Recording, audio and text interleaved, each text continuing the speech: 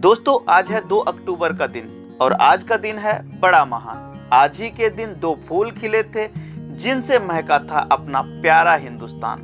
जी हाँ दोस्तों, आज ही के दिन भारत के 2 अनमोल रत्न, भारत के 2 ऐसे महान सपूतों का जन्म हुआ था जिन्होंने अपने महान कर्मों से, अपने महान कार्यों से पूरे हिंदुस्तान को अपना कर्जदार बना लिया। हम बात कर रहे हैं राष्ट्रपिता महात्मा गांधी और अपने देश के दूसरे नंबर के प्रधानमंत्री श्री लाल बहादुर शास्त्री जी के बारे में। जी हाँ दोस्तों, गांधी अगर एक भरोसा का नाम है तो शास्त्री एक विश्वास का नाम है। बापू का जन्मदिन देश भर में गांधी जयंती के रूप में मनाया जाता है और दुनिया भर में अंतर्राष्ट्रीय अहिंसा दिवस के रूप में मनाया जाता है। गांधी जयंती को राष्ट्रीय पर्व के तौर पर मनाया जाता है। आपको बता दें कि 15 जून 2007 को संयुक्त राष्ट्र महासभा के द्वारा 2 अक्टूबर को अंतर्राष्ट्रीय अहिंसा दिवस के रूप में मनाने की घोषणा की गई थी। कहते हैं कि दे दी हमें आज़ादी बिना खड़ग बिना ढाल, साबरमती के संत तूने कर दिया कमाल। हाँ, ये कमाल ही तो था कि दुनिया में एक ऐसा महात्मा भी था जो पाप से तो घृणा करता था लेकिन पापी से नहीं, जो लक्ष्य और उसे प्राप्त करने के साधन दोनों के पवित्र होने की वकालत करता था, जो एक गाल पर थप्पड़ मारने पर दूसरा गाल आगे कर देता था, जिनके भजन में ईश्वर थे तो अल्लाह भी। क्या आप जानते हैं कि Martin Luther king, Nelson Mandela, Albert Einstein और स्टीव जॉब्स जैसी विश्व की दिग्गज हस्तियों में क्या समानता है? ये सभी एक आम कद काठी और चेहरे मोहरे वाले इंसान गांधी जी के अनुयायी थे, उन्हें फॉलो करते थे। दोस्तों 2 अक्टूबर 1869 को गुजरात के पोरबंदर में करमचंद गांधी और पुतली बाई के घर उनकी सबसे छोटी संतान मोहनदास करमचंद गांधी का जन्म हुआ। हालांकि भले ही गांधी जी पोरबंदर शहर में पैदा हुए थे, लेकिन जन्म के कुछ साल बाद ही उनका पूरा परिवार राजकोट में रहने लगा। गांधी जी की शुरुआती पढ़ाई भी वहीं से हुई थी। दोस्तों 9 साल की उम्र में पहली बार स्कूल जाने वाले मोहन शुरू से ही शर्मीले किस्म के थे और बचपन से ही किताबों को अपना दोस्त मानते थे। किताबों से बहुत प्यार था उन्हें। दोस्तों गांधी जी के बारे में एक दिलचस्प कहानी ये है कि मोहन को यानी गांधी जी को भूतों से बहुत डर लगता था। मोहन जब भी अंधेरे में अकेला होता उसे ऐसा लगता कि कोई भूत उसके आसपास है और कभी भी उस पर झपट पड़ेगा। दोस्तों गांधी जी का बचपन श्रवण कुमार, प्रहलाद और हरिश्चंद्र की कहानियों को सुनने और उनसे मिली सीख को आत्मसात करने में बीता। पढ़ाई लिखाई और खेल कूद में बेहद साधारण रहे मोहनदास का विवाह मात्र 13 साल की उम्र में उनसे 1 साल बड़ी कस्तूरबा से करा दिया गया। गांधी जी डॉक्टर बनना चाहते थे पर वैष्णव परिवार में चीर फाड़ की अनुमति नहीं थी, सो उन्हें वकालत की पढ़ाई करने को कहा गया। इसलिए 1888 यानी 1888 में कुछ ही महीने पहले पैदा हुए अपने पुत्र हरिलाल और पत्नी कस्तूरबा को छोड़कर मोहनदास बैरिस्टर बनने के लिए इंग्लैंड रवाना हो गए। 4 साल के बाद वे पढ़ाई पूरी कर भारत लौटे और कुछ दिनों तक बॉम्बे और राजकोट में प्रैक्टिस की, जहां उन्हें अधिक कामयाबी नहीं मिल सकी क्योंकि होनी को तो कुछ और ही मंजूर था। सन 1893 यानी 1893 में दादा अब्दुल्ला नाम के एक बिजनेसमैन ने उन्हें साउथ अफ्रीका बुला लिया, जहां भारत की तरह ही ब्रिटिश हुकूमत थी। 23 साल की उम्र में साउथ अफ्रीका पहुंचे मोहन को वहां कदम कदम पर भेदभाव का सामना करना पड़ा। सही टिकट होने के बावजूद सिर्फ अलग रंग और नस्ल का होने के कारण उन्हें ट्रेन के प्रथम दर्जे से बाहर फेंक दिया गया। कोई आम इंसान होता तो भागकर वापस आ जाता, लेकिन इसके बावजूद गांधी जी 21 साल यानी 21 इयर्स तक साउथ अफ्रीका में रहकर वहां व्याप्त कई कुरीतियों और अत्याचारों के खिलाफ लड़ते रहे। साउथ अफ्रीका में ही रहकर गांधी जी ने अपने द्वारा स्थापित किए गए फिनिक्स और टॉलस्टॉय फॉर्म में सत्याग्रह को एक शस्त्र के रूप में विकसित किया।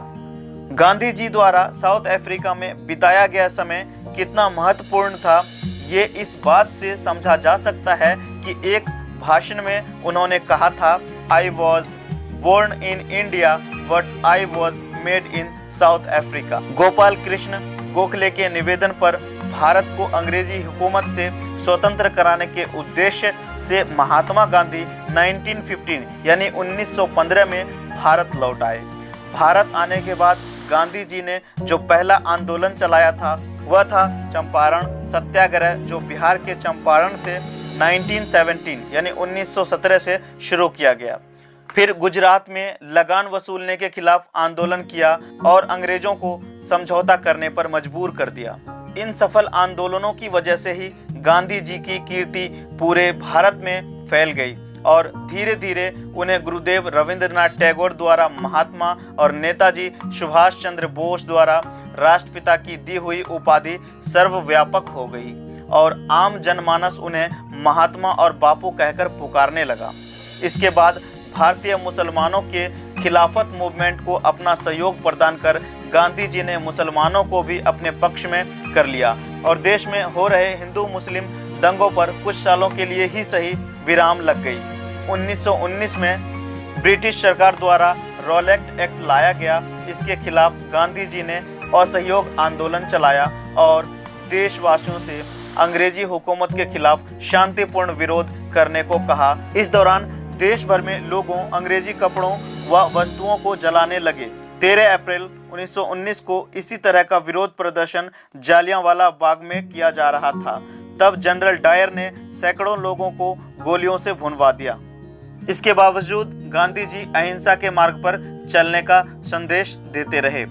अंग्रेज परेशान हो उठे और ऐसा प्रतीत होने लगा कि जल्दी हमें स्वराज मिल जाएगा। लेकिन 5 फरवरी 1922 यानी 1922 को चौरी चौरा कांड हो गया, जिसमें कई पुलिस वालों को जिंदा जला दिया गया। हमेशा ये कहने वाले कि मैं मरने के लिए तैयार हूँ, पर ऐसा कोई वजह नहीं जिसके लिए मैं मारने को तैयार हूँ। यानी गांधी जी को इस घटना ने क्षुब्ध कर दिया और गांधी जी ने असहयोग आंदोलन वापस ले लिया। इसके बाद गांधी जी कुछ सालों तक जेल में रहे। मार्च 1930 में यानी 1930 में गांधी जी ने नमक पर टैक्स लगाने का विरोध करते हुए अहमदाबाद से दांडी तक यानी 400 किलोमीटर की यात्रा की और कानून तोड़ते हुए खुद नमक बनाया। इस आंदोलन को लोगों और मीडिया का अपार जन समर्थन मिला। अंग्रेज दबाव में थे और गांधी जी को राउंड टेबल कॉन्फ्रेंस के लिए लंदन बुलाया गया, लेकिन इसका परिणाम भी निराशाजनक रहा। इसके बाद 1942 में भारत छोड़ो आंदोलन हुआ। यह एक शक्तिशाली आंदोलन था। यही वो समय था जब गांधी जी ने देशवासियों को एकजुट करते हुए अंतिम स्वतंत्रता के लिए अहिंसावादी संघर्ष जारी रखने को कहा और करो या मरो का नारा दिया। इस पर फिर से गांधी जी को 2 साल के लिए जेल में डाल दिया गया, लेकिन इस आंदोलन ने पूरे देश को संगठित कर दिया और अंततः सैकड़ों सालों की गुलामी और असंख्य बलिदानों के बाद 15 अगस्त 1947 को अपना देश भारत आजाद हुआ। दोस्तों, ये विडंबना ही कही जाएगी कि दुनिया को अहिंसा का पाठ पढ़ाने वाले महात्मा गांधी का अंत हिंसा द्वारा किया गया। 30 जनवरी 1948 को नाथूराम गोडसे द्वारा गोली मारकर बापू की हत्या कर दी गई। लेकिन क्या उन गोलियों से गांधी जी मर गए? क्या उन गोलियों से बापू मर गए? नहीं, बापू आज भी एक विचार के रूप में जिंदा हैं और हमेशा जिंदा रहेंगे।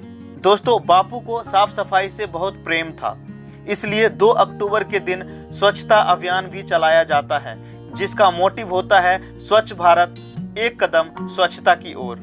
आज भी स्वच्छ भारत अभियान हो या सिंगल यूज प्लास्टिक को खत्म करने की मुहिम, सस्टेनेबल डेवलपमेंट की बात हो या सहिष्णुता की, विरोध दर्ज करने की बात हो या दिलों को जीतने की, हमें गांधी ही याद आते हैं, हमें गांधीगिरी ही याद आती है। गांधी आज भी जिंदा हैं, क्योंकि गांधी सत्य का ही एक रूप है और सत्य शाश्वत होता है, वह कभी नहीं मरता, कभी भी नहीं। दोस्तों, अंत में मैं बस इतना ही कहना चाहूँगा कि गलत हैं वो लोग जो कहते हैं मजबूरी का नाम महात्मा गांधी, क्योंकि मजबूरी नहीं, मजबूती का नाम महात्मा गांधी है। दोस्तों, आज की इस वीडियो में इतना ही। दोस्तों, अगर महात्मा गांधी के अनमोल जीवन पर आधारित महात्मा गांधी से जुड़ी हुई चीज़ों के बारे में जानकर अगर आपको अच्छा लगा, हेल्पफुल लगा, तो प्लीज़ इस वीडियो को ज़्यादा से ज़्यादा लाइक करें और फ्रेंड्स, चैनल को जल्दी से सब्सक्राइब कर लें और बेल आइकन ज़रूर से दबा लें, इससे आने वाली वीडियो की नोटिफिकेशन मिलती रहेंगी। तो फ्रेंड्स, चलते चलते मैं इतना ही कहूँगा, मस्त रहें, स्वस्थ रहें, अपने और अपने देश को बेहतर बनाने में व्यस्त रहें। तो मिलते हैं अगले वीडियो में किसी और इंटरेस्टिंग टॉपिक के साथ। तब तक आप अपना और अपनों का बहुत बहुत ख्याल रखिए। धन्यवाद। जय हिंद।